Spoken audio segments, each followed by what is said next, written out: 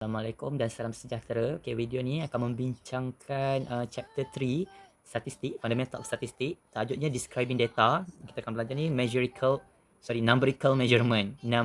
measurement. So, kita akan tengok dalam topik ni, dalam chapter ni ada learning objective, ada 7. Yang pertama, kita kena belajar, kita kena explain the concept of central tendency. Okay, central tendency ni dia terbahagi kepada 3 lah. Bawah dia ada mean, arithmetic mean, median dan juga mode. Okay, kita akan belajar macam mana dia punya meaning dan dia punya formula, macam mana kita nak calculate ataupun nak find mean, median, mode ni lah.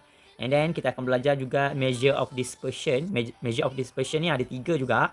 Kita akan belajar range, standard deviation dan juga variance. Range, variance dan juga standard deviation. Variance,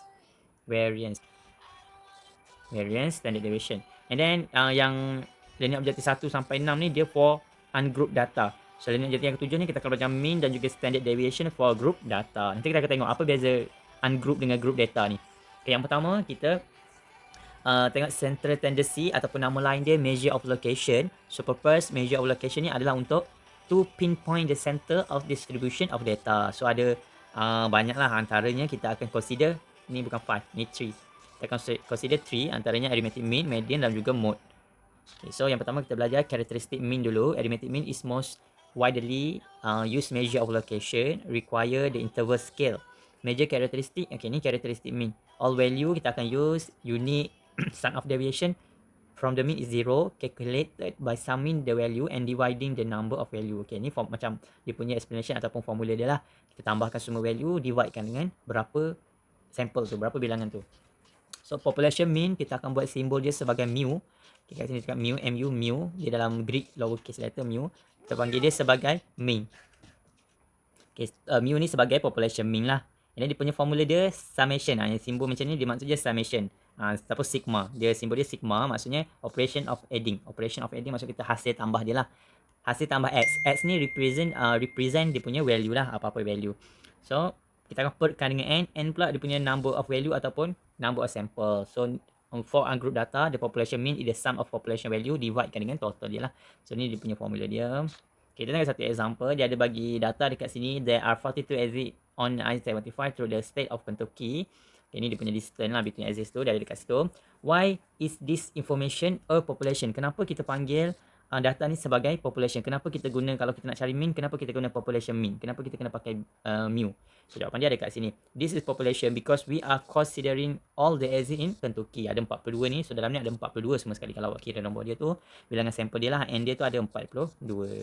Okay, jadi sebab itulah dia sebagai population. Jadi kita pakai formula ni lah. Mu equal to summation x perikkan dengan n. So summation x ni hasil tambah semua nilai-nilai value yang ada dalam data tu. So awak tambahkan semua 11 plus 4 plus 10 plus 4. And then pluskan semua sampailah plus 1. Ni dia buat macam dot ni, maksudnya pluskan semua nombor dalam tu. And then overkan dengan n dia adalah 42. So dapat yang atas 192 over 42. So kita akan dapat 4.57. Tu dia punya mean lah. Okay, so parameter vs statistik. Parameter measurable characteristic of population. So cara nak ingat dia P dengan P. Parameter ni adalah untuk measure characteristic population. Kalau statistik pula measurable characteristic untuk sample. So kita dah belajar population dengan sample.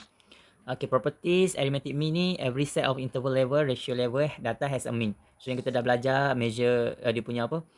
Scale dia, interval dengan ratio ni, kedua-duanya ada mean. All values are include in computing the mean. So kita boleh kira mean. Semua value kita akan pakai lah. Contoh yang tadi ni ada 42 kan. So kita pakai semua. The mean is unique, sum deviation is 0. Okay. So kita ada sample mean. Tadi kita ada population mean. Sekarang sample mean. Dia sama je formula dia. Cuma dia pakai X bar. Kalau tadi mu population mean. Kalau sample mean dia pakai X bar. Okay. Okay, so X bar equal to summation X overkan dengan N. So sama je. Summation X tu hasil tambah X. N tu dia punya bilangan sample dia lah. Kalau macam ni, ada 12 sampel yang dia dah bagi tahu random sample of 12 client. So dia dah bagi tahu sampel, maksudnya dia nak cari mean ni untuk sampel lah. That's why kita pakai S bar. So kita akan tambahkan semua, dividekan dengan bilangan dia ada 12. So kita akan dapat ni. So jawapan akhir dia 97.5. Okay, median pula kita tengok dia punya meaning, midpoint of the values after they have been ordered from the smaller to the larger ataupun daripada larger to the smaller. So midpoint, nak cari median ni kita kena arrange dulu dia. Kita kena order dulu, kena arrange dulu dalam daripada kecil kepada besar boleh, daripada besar kepada kecil pun boleh, tak kisah mana-mana. And then kita akan choose yang paling tengah-tengah, midpoint dia. Midpoint, titik tengah dia. Okay, the properties median ni unique median, not affected by extremely large or small value, can be computed by ratio level, interval level, ordinal level, compute for open and frequency distribution. Okay, so ni sebagai example, yang pertama ni soalan pertama, ni soalan kedua. Tu soalan pertama. Yang bawah sana, yang tu jawapan dia. Yang ni soalan kedua. Okay, jadi yang pertama dia ada bagi age 5 student college, 21, 35, 19, 20, 22. So first step kita kena arrange dulu. Daripada smaller to larger to smaller pun boleh. So yang ni dia susun daripada smaller to the larger lah. And then kita ambil yang paling tengah-tengah. Kita potong kat sini, potong kat sini, potong kat sini, potong kat sini. So kita dapat yang tengah-tengah adalah 21. Tu kalau dia nombor dia tu odd number, n dia 5, ganjil. Kalau dia n dia 4, dia ada 4 sampel, 76, 73, 80, 75. Jadi cara dia, kita arrange dulu daripada smaller to larger. Kalau kita cut kat sini, and then cut kat sini, dah tak ada apa-apa nombor dah. Jadi kita kena tinggalkan dua nombor dekat tengah, ada 75, kita pluskan dengan yang sebelah dia tu, 76. Then kita akan dividekan dengan nombor 2. Sebabnya kita nak cari midpoint antara nombor tu lah. So kita akan dapat 75.5. Okay, so mode pula adalah value observation appear most frequently. Maksudnya frekuensi yang paling tinggi. So dekat sini kita nampak Amor ni ada dalam 100 lebih, contoh 120 lah. Lamor ni ada 360 lebih kurang. Shooting ada dalam 180. Smell nice ada 80. Far out ni ada dalam 40 atau 50 macam tu. So yang mana satu frekuensi paling tinggi adalah Lamor ni lah. So dia adalah mode. Lamor tu adalah mode. Okay, so ini dia bagi macam dalam bentuk nombor. Jadi kita kena cari mode, kita kena buat dalam bentuk table. So distance 1 kita kena kira ada berapa satu dalam ni. Kita kira lah 1, 2, 3, 4, 5, 6, 7, 8. Okay, 8. So frekuensi dia ada 8 lah, nombor 1. So nombor 2 pun sama, kira juga 1, 2, 3, 4, 5, 6. Ada lagi tak? 7. Ada 7. So dia buat 7. So semua sekali you kira dia punya frekuensi, you cari yang paling tinggi sekali adalah 8. Frekuensi paling tinggi 8, dia punya distance dia adalah 1. So dia punya mode equal to 1. So relative position, mean, median, mode, apa dia punya hubungan dia. So kalau kita buat histogram, kalau you nampak dia naik ke atas and then dia turun balik ke bawah macam ni, yang tengah-tengah ni kita panggil dia symmetry. Graf ni kita panggil symmetry ataupun zero skewness. So zero skewness ni maksud dia mode equal to median equal to mean. Semuanya nilai dekat tengah ni sama. For example dekat tengah ni adalah 20. So semua sekali tu 20. Mean, median, mode adalah 20. So kalau dia you nampak dia semakin menurun macam ni, kita panggil dia sebagai skew to the right ataupun positively skew ataupun positive skewness lah. So dekat sini yang paling tinggi dia dekat bahagian paling depan ni. So yang ni adalah dia punya mode paling tinggi sekali. Kat tengah median dan mean dekat last sekali lah. So dia punya relative position dia mode less than median, less than mean. Maksudnya dekat depan ni contoh 300, 500, 700. So mode ni lebih kecil daripada median, lebih kecil daripada mean. Kalau kau nampak dia semakin menaik je, yang tu dia skew to the left, negative skewness. So yang paling tinggi ni mode dia ni dekat belakang sekali lah. So dekat tengah mean, dekat tengah median, dekat depan sekali mean. So mode lebih besar, mode belakang sekali ni lebih besar daripada median, lebih besar daripada mean. Median tu mesti dekat tengah ya, sebab median tu adalah midpoint. A measure of location such as the mean or the median only describe the center of the data. It is value from the standpoint, but it does not tell us anything about spread of data. So yang kita belajar tadi tu, mean, median, mode tu dia tak bagi tahu pasal spread of data tu. Jadi sebab tu kita kena belajar lagi dispersion. For example, if your nature guide told you that the river ahead average 3 feet in depth, will you want to wade across on foot without additional information? Probably not. You will want to know something about the variance in the depth. So in the depth. So dia bagi tahu je 3 feet depth ni, tapi takkan you terus percaya kan. You mesti nak tahu lagi information yang lain. So dia tak jelas mana lagi. Jadi kita kena belajar lagi lah about dispersion. A second reason for studying, kenapa lagi kita kena belajar, because to compare the spread into 2 or more distribution. So kita akan belajar contoh dia ada 2 data, jadi kita nak compare 2 data tu lah. A small value for measure of dispersion indicate that the data are clustered closely, say around the arithmetic mean. So semakin small value dispersed tu semakin okey lah. A large measurement dispersion indicate that the mean is not reliable. So kalau dia semakin besar nilai dia, mean tu dia not reliable. Kita akan tengok measure of dispersion ni, kita akan belajar range. Okay, dia ada satu lagi tambahan kat sini, mean deviation, variance dan juga standard deviation. So range, formula dia larger value tolak smaller value. Kita tengok dulu range.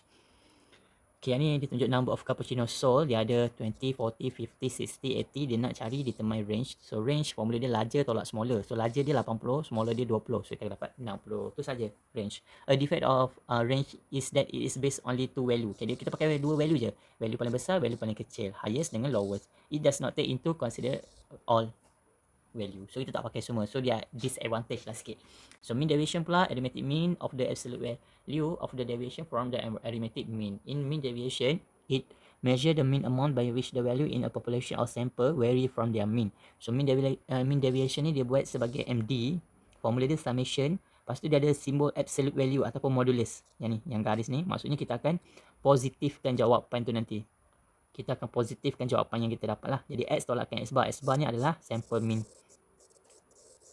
Okay, N ni dia punya total sample dia ada berapa lah. The mean deviation has two advantage. So MD ni advantage dia first, it is use all value. Okay, kita akan gunakan value dalam computation kita tu.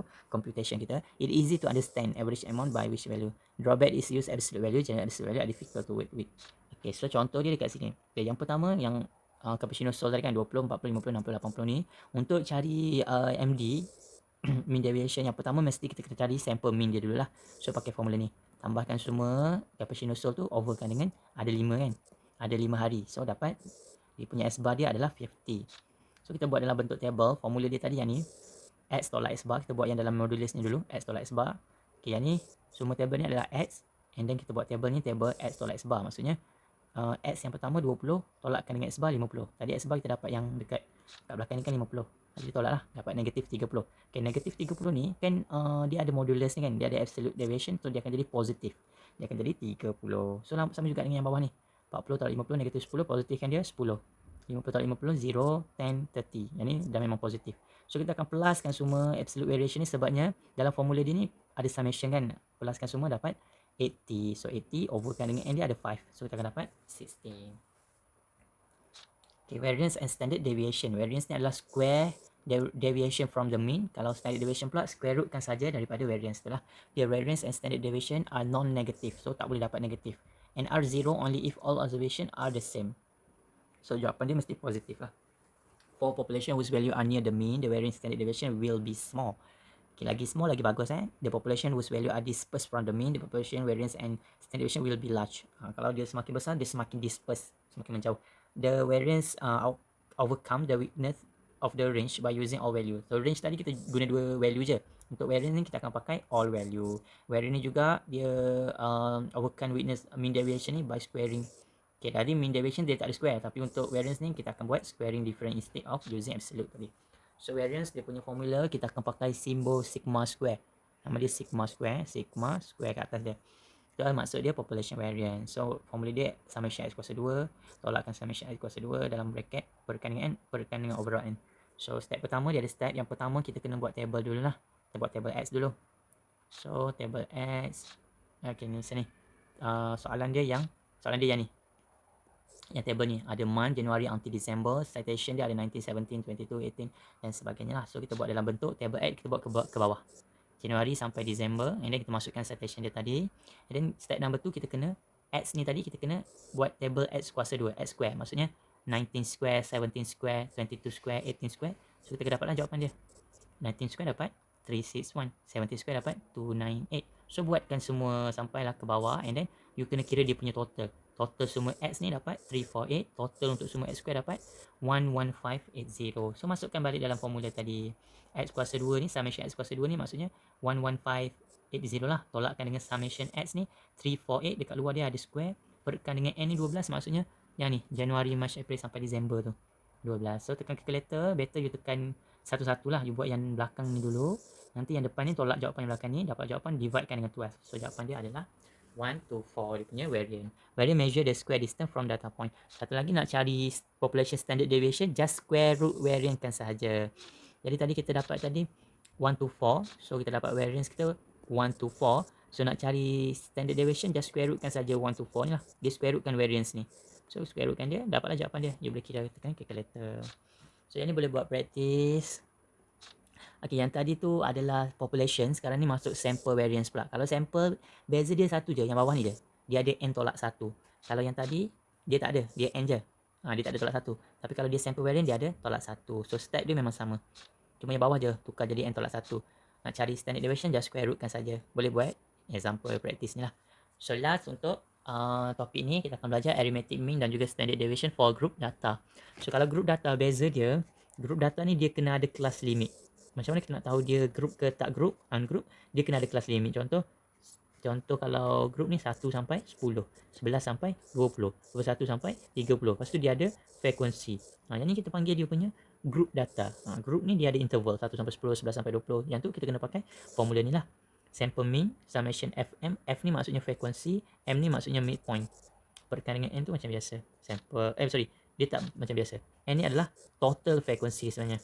Total frekuensi. Total number frekuensi.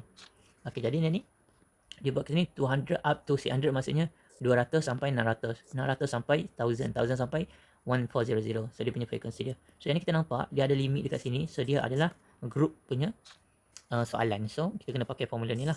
Yang dia kalau formula group ni kita kena wujudkan dia punya midpoint. Nak cari midpoint 200 pluskan 600. Yang pertama lah. Yang ni kita dah belajar chapter tu kan. Dividekan dengan 2. 200 tambah 600 dividekan 2 dapat 400. 600 divide 1000 dapat 800. Dan semuanya lah. And then FM. FM ni maksudnya darab. Dekat formula ni ada FM. Maksudnya F darabkan dengan N.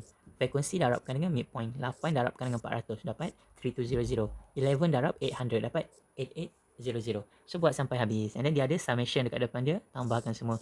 Dapat 333200. So bahagian atas dividekan dengan N ni adalah total frekuensi. Yang ni lah 180. So dapatlah dia punya mean untuk group 1851. So last kita ada standard deviation. Standard deviation ni dia pakai formula dia. Dia nampak kat bawah ni. S. Dia sample standard deviation kita akan pakai S. Square root. Kenapa dia ada square root? Sebabnya dia standard deviation. Kalau dia variant, S square. Dia tak ada square root. S square. Formula dia sama je. Summation F, M tolak S bar, kuasa 2 perkan dengan N tolak 1. Jadi S bar kita dah dapat tadi yang ni. 1851. So dekat sini, S bar ni adalah 1581 lah. Frekuensi kita dah ada, midpoint dah ada, FM dah ada. So dalam, kita buat yang kurungan ni dulu. Kurungan ni dulu. M tolak S bar. Maksudnya midpoint tolakkan dengan S bar. 400 tolakkan dengan 1581. So dapatlah ni lah. And then dia ada kuasa 2 dekat luar dia. Buat lagi kuasa 2. Dia letak dalam bracket. So dapat yang ni lah. And then kat depan dia ada F. Kena darabkan dengan F. F dia 8 ni. So kita dapat yang ni. So yang lain pun sama step. And then last sekali tambahkan semua. Yang kolom yang paling last ni tambahkan semua. Perkan dengan total frekuensi tolak 1. Dapat jawapan dalam ni. Square rootkan dia. Untuk dapatkan S dia. Sample standard deviation. Okay, itu saja untuk chapter ni. Kalau ada apa-apa soalan boleh tanya terus. Thank you.